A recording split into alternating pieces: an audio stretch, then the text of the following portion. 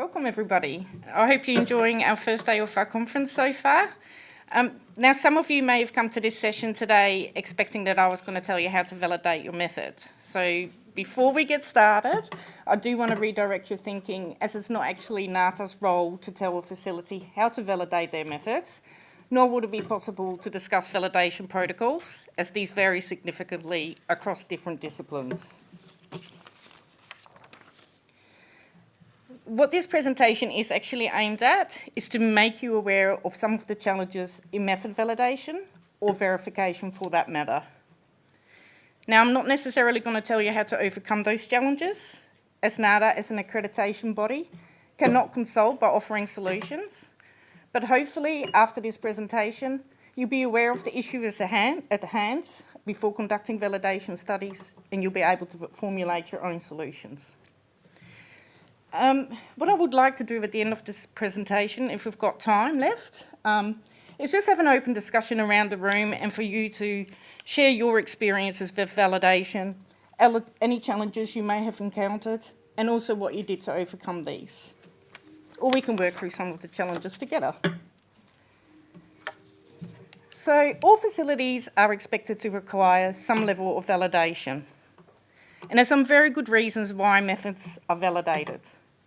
But the biggest reason of them all is that it builds a degree of confidence to the laboratory and the end user that the method is suitable for intended use. After all, if the analysis cannot be trusted, it has little value and the analysis might as well have not been carried out. So despite the information and the literature that is available, validation remains challenging for laboratories. And we'll take a closer look at those challenges this afternoon, including challenges around terminology, the resources required to conduct the validation studies, the extent of validation required, ongoing verification requirements, and we'll also have a brief look at challenges around the validation of subjective methods and at some of the emerging challenges. One of the challenges that I've come across in my years at NATA is that there's no universal agreement on the definition of some of the terms used in method validation.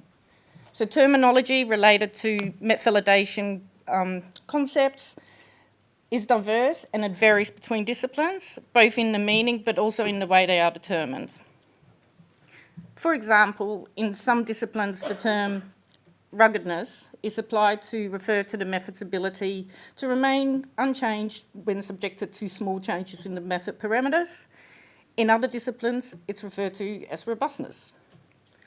Or the term selectivity is applied to quantitative methods to refer to the method's ability to detect the analyte of interest from other components in the matrix, whereas in qualitative methods, the term specificity is applied. And I'm glad I got that word out because I knew I was challenging myself with the word specificity. But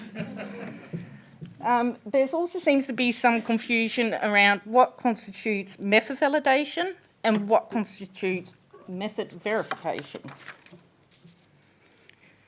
So the International Vocabulary of Metrology, also known as the VIM, and which, by the way, is the normative document for the standards against which your facility is accredited, refers to validation as verification where the specified requirements are adequate for intended use, and to verification as the provision of objective evidence that a given item fulfills specified requirements. So you can see from the definitions that they are similar concepts, and the terms validation and verification are often linked when referring to the necessary scale of validation, with verification often regarded as the less extensive and therefore less demanding than method validation. So validation focuses on establishing and confirming the analytical performance characteristics of a method. And facilities are required to validate non-standard methods, in-house methods or laboratory designed methods, standard methods used outside of their intended scope, as well as where there's any amplifications or modifications to standard methods. Validation can also include procedures for sampling, handling and transportation of your test items or your calibration items, and also to be aware for analysis where a qualitative outcome is reported based on a quantitative result, it is expected that validation is in line with quantitative methods. Now, verification is aimed at the facility's ability to achieve the published performance characteristics under its own test conditions. And facilities are required to verify standard methods, peer-reviewed or scientifically accepted published methods, and commercial test kits. Verification is also required to the extent necessary if there's an important change, such as a new instrument, a similar instrument, where there's relocation of a critical equipment, if there's an instrument software update, if your quality control shows that your method's performance is changing over time, or if the method is revised by the issuing body.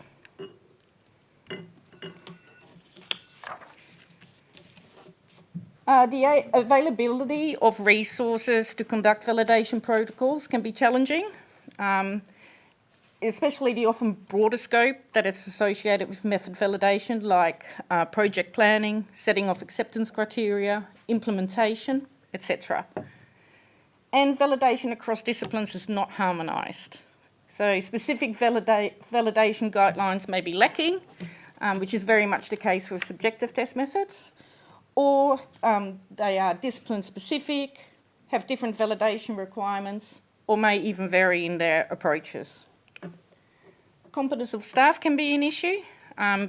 Obviously, personnel conducting any method developments, any modifications or method validation studies have to have a sound experience in the field of work under study, and they have to have sufficient knowledge to make informed decisions based on the observations made as the study progresses. And the best way to demonstrate that your method is fit for purpose and its accuracy is to analyse a certified reference material or a reference material where these are available. But in reality, suitable materials are often not available, especially for novel and complex analyses, and they can be quite expensive. It's also worth noting that, and this is buyer beware, some of the materials sold as certified reference material actually don't have any stated traceability. So make sure you check those certificate people and that it comes from an accredited reference provider. Some points that you need to consider include other reference materials within the scope of the method in terms of analyte concentration, the matrices or species specified. Does it cover the range of the method? Are the materials certified or verified for purity and identity or species? Do they demonstrate stability? And where non-certified reference materials are used, there's additional onus on the laboratory to ensure and have evidence that the reference material used is fit for purpose.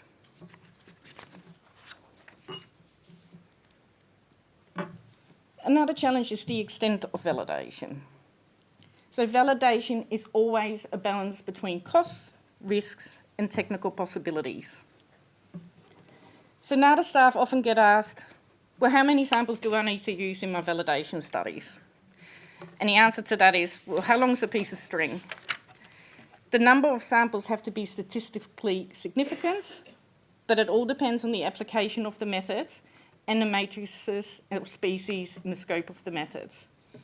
So a statistician will tell you that a data set of at least 50 samples is required, but in reality 10 may be enough. But if you're validating a method, say, for clinical or diagnostical purposes, obviously the data set needs to be much larger than, say, for when you validate for lead in drinkable water.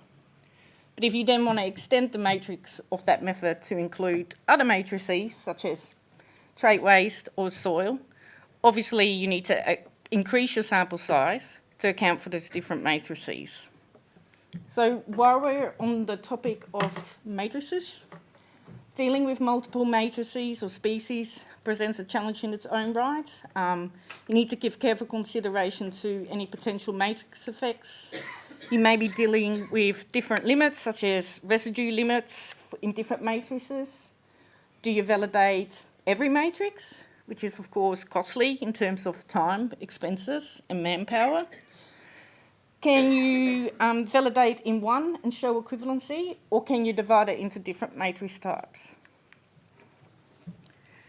And then there's also the question of what performance characteristic needs to be included in the validation studies.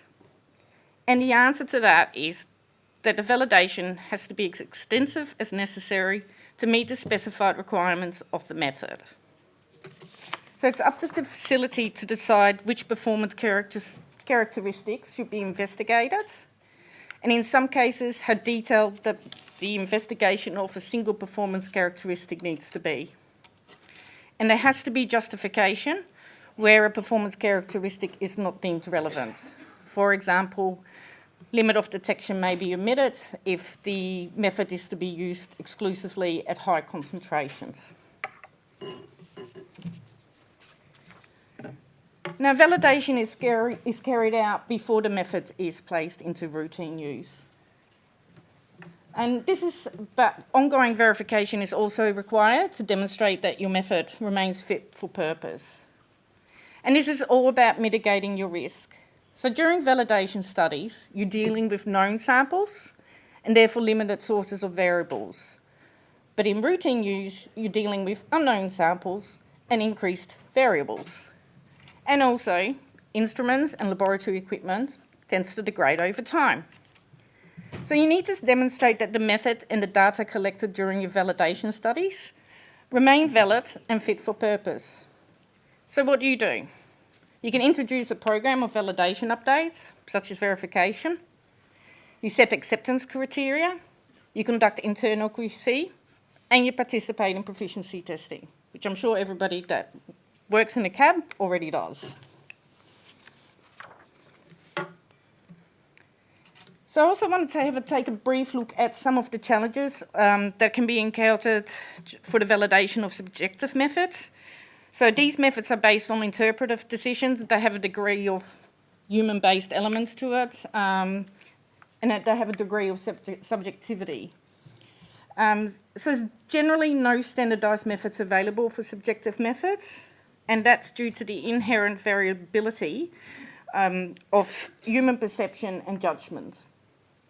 So unlike objective test methods, where parameters can be precisely defined and measured, subjective methods may lack clear, quantifiable criteria. So method development is actually much more demanding for subjective methods. You need to document the feature set to demonstrate that the method is fit for purpose. You need to document the decision or the choices for the selection of critical features to ensure that to limit the variability between the different examiners or analysts. And you need to check the basis of these decisions ahead of the performance testing. The validation strategy of subjective methods is very much based around the competence and the experience of the staff conducting the testing. And it can be much more challenging. It's really all about the precision and the accuracy between inter and intra-examiner or analyst. And I just briefly want to take a quick look, and we're getting to the end now, on some of the emerging challenges. Obviously, we're dealing with more advanced techniques, laboratories on a chip, as I like to call them, or microsystems, automated analysis, black box, and artificial intelligence, which has very much been the buzzword for today's conference, and I'm sure it will be tomorrow as well. So in the context of validation, synthetic data plays a really crucial role in fields such as machine learning, software testing, or data analytics. And artificially generated data sets can be used with known properties to demonstrate that the method works well under diverse conditions. It can be used to train the systems as well as assess them. And ensuring that it's accurate and ensuring its accuracy, so I'm starting to trip over my tongue, and ruggedness before applying it to real-world data sets.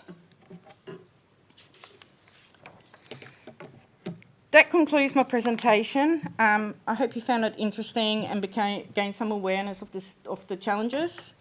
Now, like I said, if time permitting, we can have some questions. What's the recommended timeframe for ongoing verification? Ongoing verification should be happening all the time. There is no time frame, never ending. Absolutely, thank you. Next question is, will NATA be republishing technical note 17? We get that one all the time. Okay, so like I said, it's not actually NATA's role to tell a facility how to validate their methods. I was very much involved with the writing of Tech Note 17, and it's very hard to find a common ground to describe validation protocols across different disciplines. Like I said, it's, you know, the terminology itself is a challenge, let alone dealing with different protocols. We decided to remove that document from circulation. It wasn't up to date, but there are some really good sources available at Method Validation. If you are looking for sources, probably one of the best sources I found, and it's a very generic one, is the Eurochem Fitness for Purpose Guides, which you can get from the Eurochem website. If you go on their website, it will list a whole heap of literature as well for specific validation protocols for certain disciplines. I don't know if I'm getting too lengthy, but we've also for those of you that are technical assessors, we have recently published an annex to the assessor information guidance documents that talks about sort of things that need to be considered when looking and assessing at validation data. Now, that document is for our technical assessors, but it is available and for free from our website. So if you're not a technical assessor and you're interested into having a look at what that document says, it's available from, I think if you go under the About Us tab on our website and then look for NATA technical assessors, scroll down the bottom and you'll find the document. Thank you. We have another question here from Vipul Patel. Apologies, Vipul. If you could clarify what you're actually asking, if you're comfortable doing so. Hi. Hi, my name is Vipul. So I have one question. Suppose normally NATA require, like we are public testing laboratory, contract testing. So we test lots of preservative testing like nitrate, histamine, benzoic acid, sorbic acid. So sometimes it's hard to get ISO 170 standard for reference material. So in this case, what you guys suggest? It's for you to demonstrate what's fit for purpose. There may be other means. You may be able to use a naturally incurred material to spike your samples with. You know, you can verify your own material. If you have a look, we have got a publication out on the NATA website. It's a policy on metrological traceability, and it tells you where you cannot get a certified or a reference material, what steps you need to do to make sure that your reference material or your materials are suitable for intended use. And you need to maintain objective evidence so we can look at that when we come and assess you. Thank you.